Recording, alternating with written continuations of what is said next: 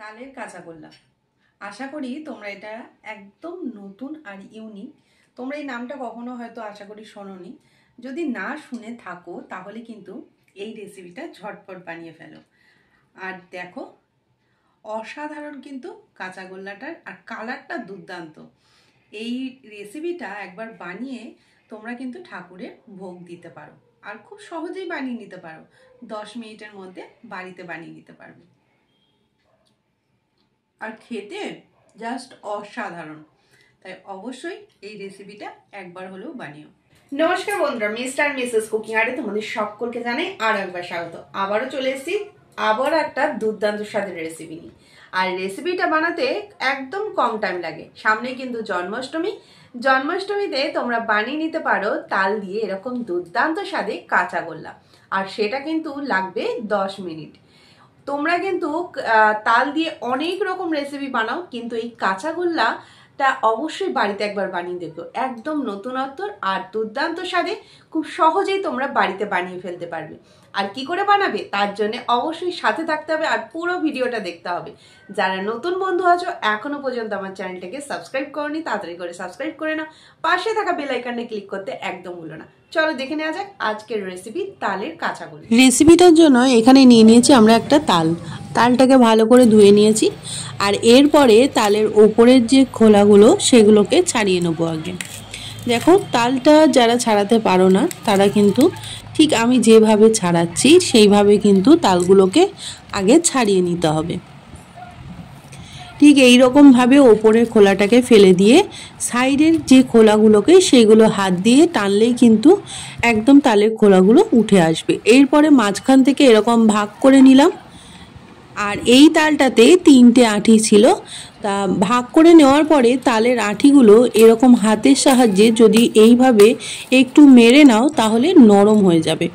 অল্প একটু জল দিয়ে আমরা তালের যে পাল্পটা শাঁসটাকে বার করে নেব। যদি তাল ছাঁচার কিছু না থাকে ঠিক আমি যেভাবে বানাচ্ছি এইভাবে কিন্তু তোমরা তালের যে শাঁসটা সেটা কিন্তু বার করে নিতে পারো। ঠিক এইভাবে কিন্তু তালের শাঁসটাকে তোমরা সহজেই বার করে নিতে পারবে কোনো রকম ঝামেলা ছাড়াই। আর এরপরে বার করে নেওয়ার পরে একটা পরিষ্কার কাপড় দিয়ে বা এটাকে ভালো করে ছেঁকে নিলে যদি আঁশগুলো থাকে হয়ে যাবে। দেখো ঠিক এইভাবে আমরা রেডি করে নিয়েছি। আর এরপরে নিয়েছি এখানে কিছুটা পরিমাণে ছানা, আর নিয়ে নিয়েছি দুধ। এরপরে আমরা রেসিপিটা বানানোর জন্য যে তালের যে শাঁসটা পাল্পটাকে একটা কড়াইয়ের মধ্যে দিয়ে দিলাম। কড়াইয়ের মধ্যে দেওয়ার পরে এটাকে আগে ভালো করে আমরা জাল দেব। আর এখানে আমরা সবটা আমরা নেইনি, এখানে আমরা প্রায় 3.5 কাপ মতো তালের যে কাতটা সেটার ব্যবহার করেছি। এরপরে দিয়ে দিচ্ছি এর মধ্যে দুধ।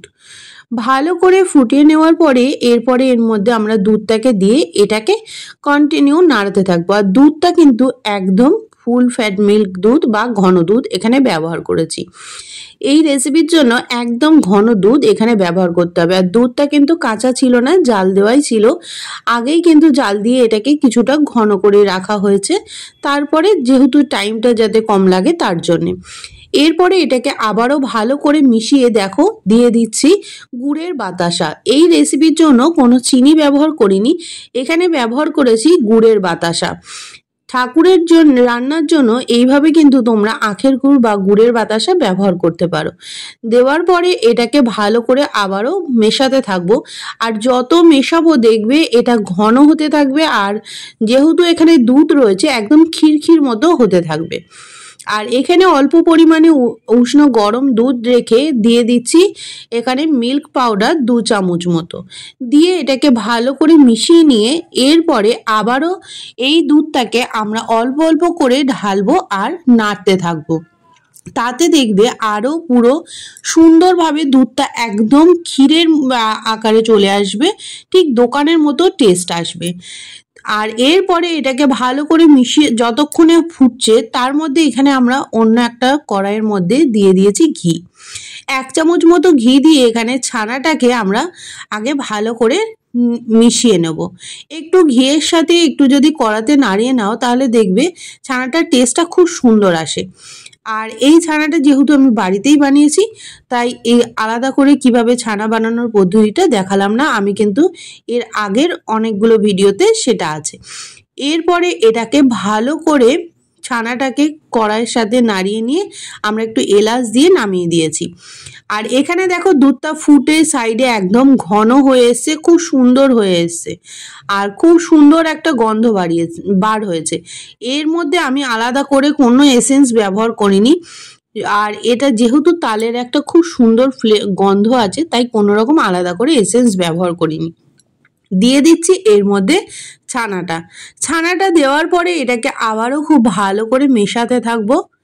দেখো খুব সুন্দর করে এটাকে মেশাতে থাকবো। আর এইভাবে তোমরা যদি কন্টিনিউ নাড়তে থাকো না, দেখবে এটা একদম এরকম কড়াই থেকে উঠে আসবে, সুন্দরভাবে জমাট বেঁধে যাবে। তাই এইভাবে মেশাতে থাকবে। আর এরপরে এর মধ্যে আমরা দেব 1 চামচ পরিমাণে ঘি। এখানে আমরা 1 চামচ অল্প অল্প করে যদি এখানে 1 চামচ করে ঘি দাও তাহলে দেখবে আরও সুন্দর খেতে লাগবে। এখানে আমি টোটাল 3 চামচ পরিমাণে ঘি ব্যবহার করেছি। আর সবার শেষে কিন্তু এখানে দেখো একদম ওপর থেকে আবারও একটু ঘি দিয়ে দিলাম, দিয়ে এটাকে ভালো করে মিশিয়ে নিয়ে ওপর থেকে একটু কাজু বাদাম আর কিশমিশ ছড়িয়ে একদম রেডি করে নিয়েছি। টোটাল 3 চামচ ঘি ব্যবহার করেছি আর এই থালার মধ্যে একটু ঘি মাখিয়ে নিয়েছি। একদম হয়ে যাওয়ার পরে দেখো এটাকে নামিয়ে নিচ্ছি। আর এইটা যত ঠান্ডা হবে দেখবে একদম একটু নরম পাকের, যে কাঁচাগোল্লা তো একটু নরমই হয়, তাই নরম পাকের কিন্তু একদম হয়ে আসবে। এটাকে এইভাবে একটু পাতিয়ে দেবো যাতে একটু ঠান্ডা হয়ে যায়, কারণ এটা ভীষণ গরম, তার জন্য একটু পাতিয়ে দেব। ঠিক এই রকম স্পুনের সাহায্যে এইভাবে একটু ছড়িয়ে দিলাম যাতে খুব সুন্দরভাবে এটা ঠান্ডা হয়ে যায় খুব সহজে। দেখো এইভাবে একদম সুন্দরভাবে এটাকে ছড়িয়ে দিচ্ছি। আর ছড়িয়ে দেওয়ার পরে এটা যখন একদম আঙ্গুল দেওয়ার মতো যেরকম গরম থাকবে, সেই রকম গরম থাকা অনুযায়ী তোমরা কিন্তু এখানে কাঁচাগোল্লাগুলো বানিয়ে নিতে পারো, বা পুরোপুরি ঠান্ডা হয়ে গেলেও কাঁচাগোল্লাগুলো বানিয়ে নিতে পারো। আমি একটু হাত দিয়ে এরকম করে ওপর থেকে কিশমিশ আর খেজুর দিয়ে এটাকে চেপে দিলাম, কারণ কাঁচাগোল্লাগুলো বানালে দেখবে যে এটা ভেতরে কিশমিশ আর কাজু বাদামগুলো মুখে পড়বে, তাই এটাকে ওপর থেকে আবার একটু দিয়ে দিয়েছি। দেওয়ার পরে এটাকে অল্প অল্প করে দেখো আমি কয়েকটা বানিয়ে রেখে দিয়েছি আর এইভাবে বানাচ্ছি। খুব তাড়াতাড়ি হয়ে যায় এই মিষ্টিটা, আর একদম দেরি হয় না। হাতের তালুতে একটু ঘি মাখিয়ে নেবে, দেখবে খুব সহজেই কিন্তু এটা একদম রেডি হয়ে যাবে। আর প্রত্যেকটা কাঁচাগোল্লা খুব সুন্দরভাবে রেডি হয়ে গেছে। তোমরা কিন্তু এইভাবে এই তাল দিয়ে অবশ্যই এই নতুন ধরনের একটা রেসিপি ট্রাই করে দেখো, খুব সহজেই বাড়িতে বানিয়ে নিতে পারবে আর চটজলদি হয়ে যাবে। সামনেই যেহেতু জন্মাষ্টমীতে তোমরা ঠাকুরকে কিন্তু এইভাবে তোমরা মিষ্টি তৈরি করে দিতে পারো। এটা কিন্তু যেমন খেতেও ভালো, তেমন এটা বানাতেও খুব কম টাইম লাগে। যেহেতু পুজো আসার দিনে আমাদের একটু তাড়াহুড়ো থাকে, তাই এইভাবে তোমরা বানিয়ে নিতে পারো, তাহলে কিন্তু চটজলদি হয়ে যাবে। তাহলে আমাদের রেডি হয়ে গেল দুর্দান্ত স্বাদে তালের কাঁচাগোল্লা। অবশ্যই কিন্তু বাড়িতে ট্রাই করে জানাতে ভুলো না। আর এই সামনের জন্মাষ্টমীতে অবশ্যই একবার হলেও ট্রাই করো। আর ঠাকুরকে কিন্তু এই কাঁচাগোল্লাটা এইভাবে বানিয়ে তোমরা ভোগ হিসাবে নিবেদন করতে পারো। চলো আজকের মতো রেসিপি পর্যন্তই, আবারও দেখা হচ্ছে পরবর্তী কোনো ভিডিও নিয়ে। ততক্ষণে তোমরা ভালো থেকো, সুস্থ থেকো।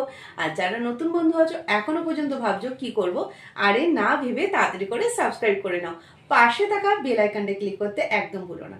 চলো আজকের মতো টাটা, আবারও দেখা হচ্ছে পরবর্তী কোনো ভিডিও নিয়ে।